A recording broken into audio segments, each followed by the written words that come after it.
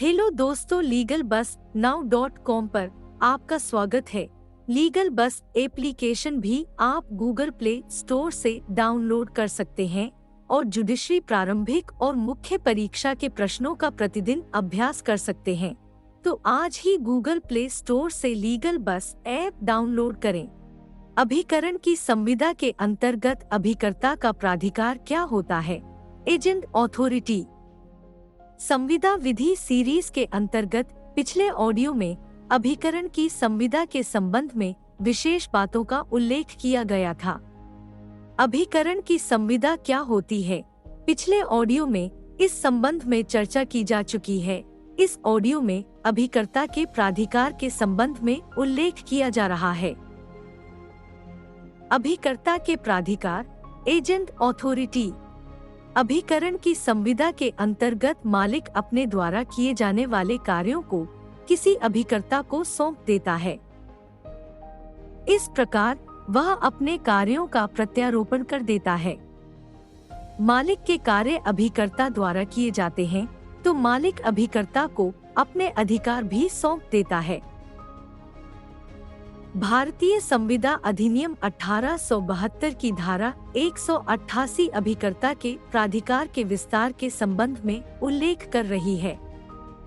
यह धारा इस बात पर प्रकाश डालती है कि किसी अभिकर्ता के प्राधिकार या उसकी शक्ति का विस्तार कहां तक होता है। इस धारा के अनुसार किसी कार्य को करने का अधिकार रखने वाला अभिकर्ता प्रत्येक ऐसी विधिपूर्ण बात करने का अधिकार रखता है जो वैसा कार्य करने के लिए आवश्यक है। इस धारा का दूसरा पैरा इस बात का उल्लेख करता है कि किसी कारोबार को चलाने का अधिकार रखने वाला अभिकर्ता हर ऐसी विधिपूर्ण बात करने का प्राधिकार रखता है जो ऐसे कारोबार के संचालन के प्रयोजन के लिए आवश्यक हो या उसके अनुक्रम में प्राय की जाती है। उदाहरण के लिए ख जो लंदन में रहता है अपने को शोध्य ऋण मुंबई में वसूल करने के लिए क को नियोजित करता है।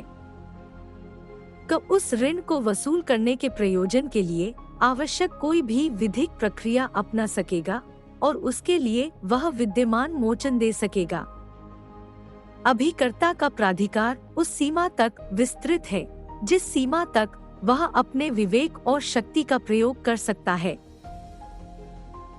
धारा 181 से यह समझा जा सकता है कि कोई भी अभिकर्ता वह कोई भी काम कर सकता है जो विधिपूर्ण हो और विधिपूर्ण उस कार्य को माना जाता है जो लोक नीति के विरुद्ध न हो और जो युक्तियुक्तता से परे नहीं हो।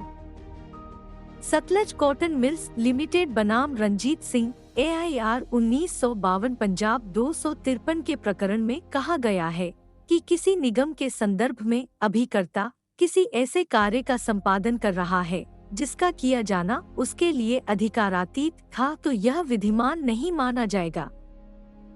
RK डालमिया बनाम दिल्ली एडमिनिस्ट्रेशन AIR 1962 AC 1521 के प्रकरण में कहा गया है जहां किसी धार्मिक मामले में कोई व्यक्ति प्राधिकार के साथ दूसरे व्यक्ति का प्रतिनिधित्व कर रहा हो वहां उसका इस प्रकार का प्रतिनिधित्व किया जाना यथोचित माना गया।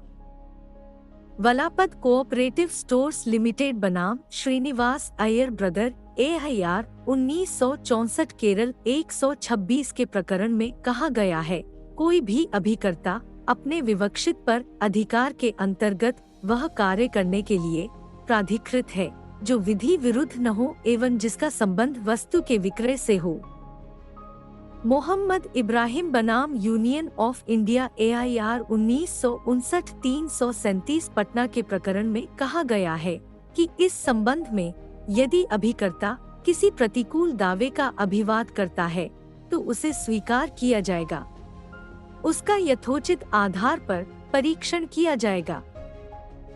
सतनाम चंदन बनाम दर्शन सिंह AIR 2007 DOC 216 के प्रकरण में अभिनिर्धारित हुआ है कि जब NRI भूमि स्वामी द्वारा एक बेदखली हेतु वाद दायर किया गया और मुख्तारनामा के धारक में भूमि स्वामी की वास्तविक आवश्यकता का परीक्षण किया कब पारित किया गया बेदखली का आदेश अवैधानिक था।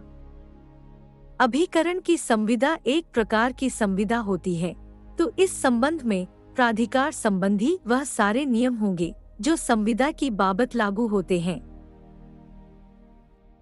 इस संबंध में पक्षकारों के आशय संबंधी निश्चयात्मक सबूत की अवधारणा प्रकाश में आती है। मुख्तारनामा, पावर ऑफ अटॉर्नी। मुख्तारनामा एक दस्तावेज जो कतिपय औपचारिकताओं से युक्त होता है। बैंक ऑफ बंगाल बनाम रामानाथन चोटी 1916 कोलकाता 527 के मामले में कहा गया है कि जहां कोई कार्य किसी मुख्तारनामा के तहत किया जाना तात्पर्य था, उसे इस आधार पर चुनौती दी गई थी कि यह प्रदाय शक्ति से बाहर होकर किए जाने के लिए तात्पर्य है। वहां यह अभिनिर्धारित किया गया है कि संबंध में आवश्यक प्राधिकार सीमा के भीतर ही कार्य का संपादन किया जा सकता है। मुख्तारनामा का तात्पर्य उस दस्तावेज से है जिसके संदर्भ में वह व्यक्ति जिसे उक्त प्रकार का मुख्तारनामा प्रदान किया गया है, वह विधिक कार्यवाहियों का संचालन करने हेतु समर्थ माना जाता है। किसी कार्य को विधितः संपन्न कराने हेतु किसी व्यक्ति को मुख्तारनामा प्रदान किया गया है, वह केवल उसी कार्य के संबंध में अपनी शक्ति का प्रयोग कर सकता है, क्योंकि वह उक्त कार्य से भिन्न किसी प्रयोजन के लिए उक्त शक्ति का प्रयोग करने के लिए अधिकृत नहीं माना जाएगा। जहां सामान्य शक्ति सहित विशेष शक्ति भी अपेक्षित है, तो ऐसी स्थिति में यदि मुख्तारनामा के द्वारा किसी व्यक्ति को विशेष शक्ति से युक्त किया गया है, तो वह अपनी विशेष शक्ति का प्रयोग कर सकता है। सुलेमान बीवी बनाम हफीज मोहम्मद AIR 1927 कोलकाता 687 के प्रकरण में इसी प्रकार जहां किसी देय राशि की वसूली हेतु मुख्तारनामा दिया गया हो, तो ऐसी स्थिति में उक्त अधिकतम अपने नियोजन के सामान्य अनुक्रम में उक्त राशि की वसूली करने हेतु प्राधिकृत माना जाएगा। किसी दस्तावेज के पंजीकरण के संबंध में मुख्तारनामा में जो बातें उल्लेखित हो, उसी के अनुसार अभिकर्ता को कार्य करना चाहिए। यदि वह उसके असंगत कार्य करता है, तो इसे परिस्थितियों के अनुसार युक्तियुक्त माना गया। विधिक कार्यवाहियों का संचालन उसी रूप में होना चाहिए जिस रूप में मालिक के मुख्तार को मुख्तारनामा के द्वारा प्राधिकृत किया गया है, अर्थात वह उसी पर अधिकार के अंतर्गत कार्य करेगा जिस पर अधिकार के अंतर्गत उसे कार्य करने हेतु प्राधिकृत किया गया है। मुख्तारनामा प्रतिसंहरण। यह मालिक की इच्छा पर है कि वह मुख्तारनामा का प्रतिसंहरण कर दे, अर्थात उसे रद्द कर दे। किंतु जहां कोई मुख्तारनामा किसी अभिकर्ता के संबंध में सृजित किया गया है, तो वह उसी मुख्तारनामा के अनुसार कार्य करेगा, वरना मुख्तारनामा की बाबत अप्रतिसंहरण शब्द का प्रयोग हुआ है। किंतु यह ध्यान देने की बात है कि मालिक इसके बावजूद भी मुख्तारनामा का प्रतिसंहरण करने के लिए अधिकृत है। जब भी कोई एजेंसी की संविदा की जाती है, तो इसमें मालिक द्वारा एजेंट को मुख्तारनामा दे दिया जाता है तथा कई शक्तियां दे दी जाती हैं। जिन शर्तों से कोई भी अभिकर्ता मालिक की शक्तियां प्राप्त कर लेता है, मुख्तारनामा के द्वारा अभिकर्ता को किसी व्यवसाय का प्रबंध सौंपा जा सकता है। ऐसी स्थिति में उक्त नियुक्ति अभिकर्ता अपने कृतियों का संपादन मालिक के निर्देश अनुसार करेगा। इस प्रकरण में यह भी उल्लेख है, जब मालिक किसी व्यवसाय का प्रबंध एवं चलाने हेतु किसी अभिकर्ता को प्राधिकृत करता है, तो अभिकर्ता उसी के अनुसार कोई कार्य किसी अवधि विशेष के लिए करेगा, अर्थात निर्देश तो मालिक के द्वारा ही दिए जाएंगे। कोई भी अभिकर्ता किसी मालिक के निर्देशों की अवहेलना करके अपने अनुसार कोई कार्य नहीं कर सकता है। निर्देश मालिक के द्वारा दिए जाते हैं तथा उस निर्देश का पालन तब तक करना होता है तब तक उस प्रयोजन को पूरा नहीं कर दिया जाता जिस प्रयोजन के लिए अभिकरण की संविदा की गई है। अभिकर्ता के मालिक के प्रति क्या कर्तव्य होते हैं, इसका उल्लेख अगले ऑडियो में किया जाएगा। मालिक की ओर से क्रय करने की शक्ति। अभिकरण की संविदा के अंतर्गत अभिकर्ता के सभी कर्तव्य है जो कार्य मालिक द्वारा किए जा सकते हैं। मुख्तारनामा के द्वारा मालिक किसी अभिकर्ता को क्रय करने की शक्ति प्रदान कर देता है। किसी युक्तियुक्त ब्याज दर पर यदि कोई माल का क्रय करता है, किंतु यदि उक्त क्रय किए गए निर्णय से मालिक को लाभान्वित हो न तात्पर्य, तो ऐसी स्थिति में अभिकर्ता वैसा कार्य व्यवहार संपन्न कर सकता है। परशुराम अग्रवाल बनाम food corporation of India AIR 1994 Orissa 292 के प्रकरण में कहा गया है कि वह कोई क्रय उसी सीमा तक संपन्न करने हेतु अधिकृत है जितना मामले की परिस्थितियों के अनुसार उचित एवं न्याय संगत होता है। एक प्रकरण में यह अभिनिर्धारित किया गया कि भारतीय खाद्य निगम FCI का यह दायित्व है कि उसने अपने अभिकर्ता के द्वारा जितना कार्य करवाया है उसे अपने व्यवहार में लाए। विक्रय का प्राधिकार। अभिकरण की संविदा के अंतर्गत मालिक द्वारा अभिकर्ता को विक्रय का भी प्राधिकार सौंप दिया जाता है।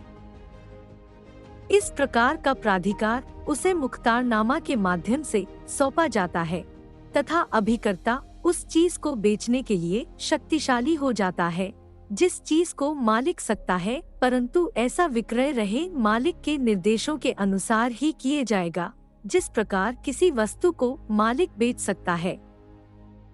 इसी प्रकार से किसी वस्तु को एक अभिकर्ता भी बेच सकता है।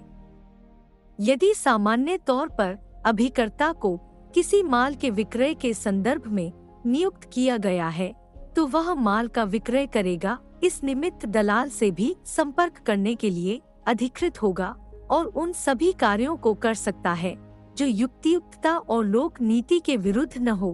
कोई भी ऐसा कार्य कर सकता है जिसे एक सामान्य बुद्धि वाला व्यक्ति करता है, परंतु विक्रय के प्राधिकार का उपयोग करते हुए अभिकर्ता को कुछ बातों को ध्यान में रखना होता है, जैसे कि वह विक्रय से मालिक को लाभान्वित करेगा, वह मालिक को हानि से बचाएगा, उसके कार्य में स्पष्टता होगी।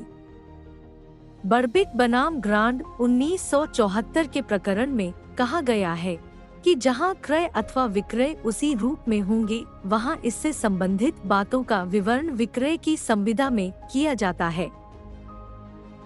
Kaul Shekhar Patan hand match workers cooperative society बनाम राधेलाल लल्लू लाल 1971 MPLG 552 के प्रकरण में तय हुआ है कि जहां कोई विक्रय विलेख निष्पादित करने संबंधी कोई शक्ति अथवा पर अधिकार प्रदान किया गया है तो ऐसी स्थिति में अभिकर्ता उक्त प्रकार की सीमा में रहकर ही अपने कार्यों का निष्पादन करेगा।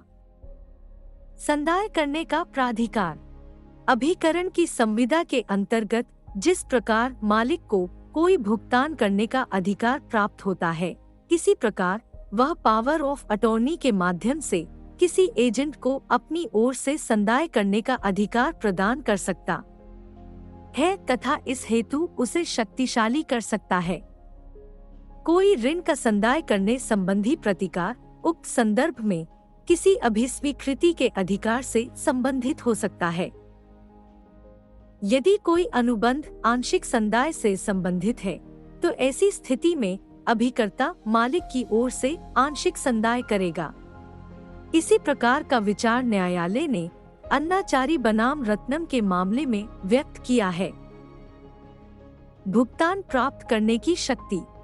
अभिकर्ता को प्राप्त प्राधिकार के अंतर्गत भुगतान को प्राप्त करने की भी शक्ति प्राप्त हो सकती है यदि मालिक अभिकर्ता को कोई संदाय प्राप्त करने हेतु सशक्त किया करता है तो ऐसी स्थिति में उक्त अभिकर्ता मालिक के निर्देश अनुसार संदाय को प्राप्त कर सकता है तथा अभिकरण की संविदा में इस प्रकार का प्रावधान रखा जा सकता है कि कोई मालिक की ओर से कोई अभिकर्ता किसी संदाय को प्राप्त करें।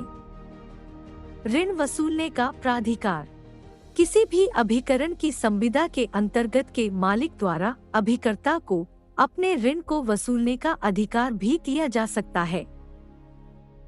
यदि मालिक ने अभिकर्ता को ऋण वसूलने का अधिकार प्रदान किया है तो ऐसी स्थिति में वह अभिकर्ता उक्त ऋण वसूल करने के लिए अधिकृत होता है, किंतु वह उसी को वसूल कर सकता है जिसके लिए अधिकृत है, क्योंकि वह किसी ऐसे ऋण की वसूली नहीं कर सकता जिसे वसूलने का अधिकार नहीं प्राप्त है। ऋण लेने का प्राधिकार। जिस प्रकार एक मालिक ऋण ले सकता है, उसी प्रकार एक अभिकर्ता अपने मालिक की ओर से ऋण ले सकता है, क्योंकि अभिकर्ता जब ऋण का संदाय कर सकता है तो उस ऋण को प्राप्त भी कर सकता है। संविदा विधि के अंतर्गत इस प्रकार के ऋण को लेने का प्राधिकार अभिकर्ता को प्राप्त है। यह बात निस्संदेह रूप में स्थापित है कि धारा 186 अभिकर्ता को ऋण की वसूली के लिए अधिकृत कर सकता है, किंतु यह तभी किया जाएगा जबकि उक्त ऋण लेने की आवश्यकता हो और उक्त संव्यवहार समय के अनुसार आवश्यक हो। बैंक ऑफ बंगाल बनाम रामनाथन चोटी AIR 1916 के प्रकरण में कौंसिल ने यह अभिनिर्धारित किया कि अभिकर्ता उसी ऋण के विषय में प्राधिकृत किया जाएगा जिसके संदर्भ में उसका वैसा किया जाना सामान्य परिस्थितियों के अनुसार यथोचित और साम्यपूर्ण हो, जबकि मालिक अभिकर्ता को इस निमित्त अधिकृत करता है कि वह मालिक के लिए कोई ऋण आदि ले तो ऐसी स्थिति में उक्त अभिकर्ता मालिक के लिए ऋण लेगा। जहाँ कोई फर्म सामान्य साझेदारी में हो यह और कुछ धनराशि की आवश्यकता पड़ी थी, वहाँ यह अभिनिर्धारित किया गया कि फर्म के अधिकृत अभिकर्ता के लिए उधार ऋण की व्यवस्था कर सकते हैं।